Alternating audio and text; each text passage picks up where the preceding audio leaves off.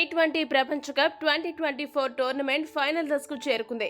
Semi-final మ్యాచ్లలో దక్షిణాఫ్రికా అలానే India జట్లు గెలవడంతో ఈ రెండు జట్లు కూడా ఫైనల్ సమరంలో తలపడనున్నాయి. ఈ నేపథ్యంలో ఏ జట్టు ఫైనల్స్ లో గెలుస్తుంది అనే చర్చ విపరీతంగా జరుగుతుంది. ఇటువంటి పరిస్థితుల్లో ఆస్ట్రేలియా మాజీ ఆటగాడు రికీ పాంటింగ్ తనదైన శైలిలో కీలక విశ్లేషణ చేశాడు. పాంటింగ్ ఏమన్నాడంటే, ఈ ప్రపంచ కప్ టోర్నమెంట్ లో ఓటమి ఎరుగని రెండు జట్ల మధ్య ఫైనల్ పోరు జరగబోతుంది. దీనిని బట్టి ఈ ఫినాలే పోరు ఎంత రసవత్తరంగా ఉంటుందో మనం అర్థం చేసుకోవచ్చు. కానీ ఇక్కడ కొన్ని విషయాలను మనం ఖచ్చితంగా ప్రస్తావించుకోవాలి.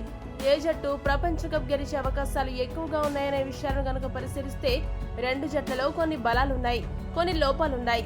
ముందుగా దక్షిణాఫ్రికా జట్టు విషయానికి వస్తే ఆ జట్టులో ఉన్న బ్యాట్స్మెన్ స్పిన్నర్లను ఎదుర్కోవడంలో బాగా తడబడుతున్నారు. ఈ విషయం మనకు ఈ టోర్నమెంట్ లో ఆ జట్టు ఆడిన మ్యాచ్లను గమనిస్తే అర్థమవుతుంది. ఇక్కడ గుర్తుపెట్టుకోవాల్సిన విషయం ఏంటంటే, ఏ టోర్నమెంట్ లో ఇప్పటి వరకు టీమిండియాతో దక్షిణాఫ్రికా ఆడలేదు. అదే సమయంలో దక్షిణాఫ్రికా ఫాస్ట్ బౌలర్లు అత్యుత్తమ ఫామ్ లో ఉన్నారు. టీమిండియా వీరిని ఎలా ఎదుర్కొంటుంది అనే విషయం కూడా చాలా కీలకంగా మారనుంది. టీమిండియాలో అత్యంత నాణ్యమైన స్పిన్నర్లు ఉన్నారనే విషయం మనం మర్చిపోకూడదు. భారత స్పిన్నర్లను సరిగ్గా ఆడలేకపోతే దక్షిణాఫ్రికా ఓటమి ఖాయం.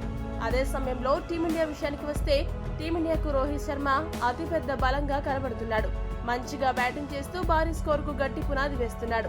బ్యాటింగ్ లో అతన్ని గనుక త్వరగా అవుట్ చేస్తే టీమిండియాపై ఒత్తిడి పెరిగే ప్రమాదం ఉంది.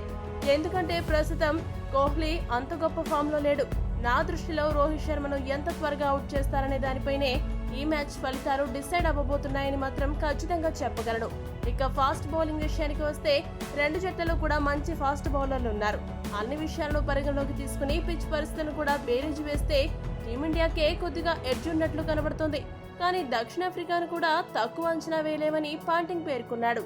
ఈ వీడియో కనుక మీకు నచ్చినట్టయితే లైక్, షేర్, కామెంట్ చేయండి. మరిన్ని స్పోర్ట్స్ అప్డేట్స్ కోసం మా ఛానల్ సబ్స్క్రైబ్ చేసుకోండి.